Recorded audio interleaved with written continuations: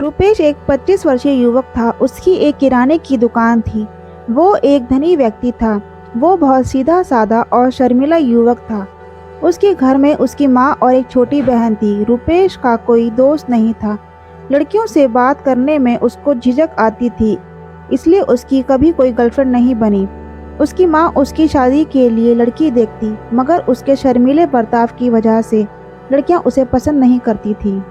रुपेश को कई लड़कियां शादी के लिए मना कर चुकी थीं, जिसकी वजह से उसके अंदर आत्मविश्वास की कमी आ गई थी और वो बहुत निराश रहने लगा था।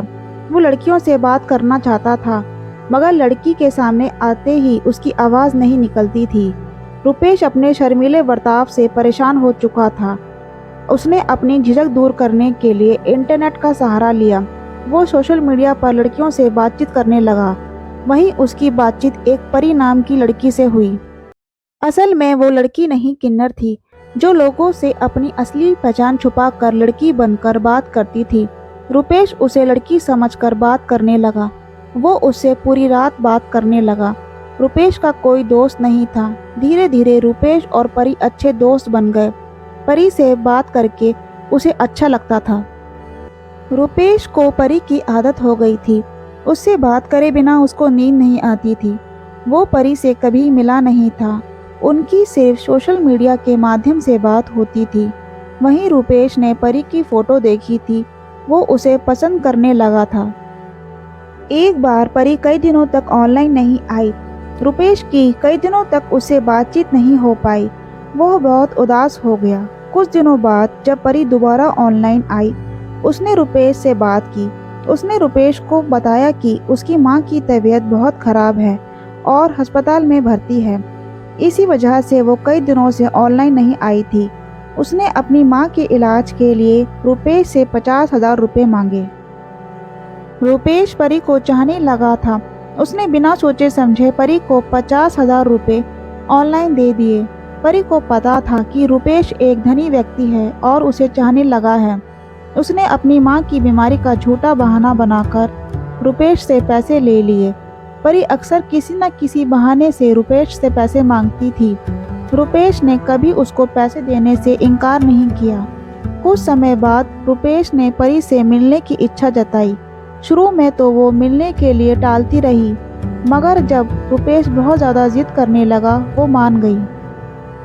परी किन्नर होते हुए भी सामान्य लड़कियों की तरह दिखती थी। रुपेश जब उससे मिला, वो पहचान नहीं पाया कि वो एक किन्नर है। रुपेश अक्सर परी से मिलता और उसे महंगे तोहफे देता। परी उसके प्यार और सीधेपन का फ़ायदा उठा रही थी। वो उससे नई नई चीज़ों की फरमाइश करती। रुपेश ने एक दिन परी को शादी के लिए प्रपोज किया।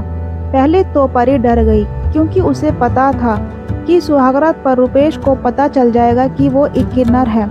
मगर उसके बाद उसके लालची दिमाग ने उसको रुपेश को लूटने की तरकीब दी, तो उसने शादी के लिए हाँ कर दी। रुपेश ने परी को अपने परिवार से मिलवाया। जल्द उन दोनों की शादी हो गई। शादी के बाद सुहागरात का समय आया। परी सुहागरात की सेज पर बैठी थी। रुपेश कमरे में आया। जैसे ही उसने परी का घूंघट हटाया, परी बोली, देखो, कुछ दिनों तक आपको मुझसे दूर रहना होगा। मुझे पीरियड्स हो रहे हैं। रुपेश चुपचाप सो गया। परी का प्लान घर से गहने, रुपए और कीमती सामान लेकर भागना था। परी ने अगले दिन से घर का ब्यौरा करना शुरू कर दिया। घर से सामान लेकर भागने के लिए वो मौका तलाशने लगी। एक दिन जब परी अपने कमरे के बाथरूम में नहा रही थी, रुपेश को शरारत सूझी। बेचारा अभी तक सुहागरात तो बना नहीं पाया था। उसका परी को नग्न अवस्था में देखने का मन हुआ। वो बाथरूम की खिड़की से झांक कर देखने लगा। अंदर का नज़ारा देखकर रुपेश के होश उड़ गए। उसने देखा कि परी लड़की नहीं, किन्नर है। ये देख उसकी आंखें फटी की फटी रह गईं। रुपेश परी की सारी चाल समझ गया। उसने चुपचाप से पुलिस को फ़ोन करके बुला लिया। उसने पुलिस को सारी घटना का बताया। उसने परी पर धोखाधड़ी का मुकदमा किया।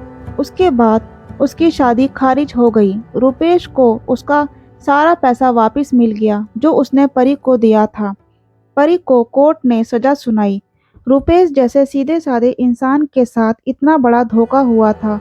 वो टूट गया था। अब वो शायद किसी पर विश्वास नहीं कर पाएगा।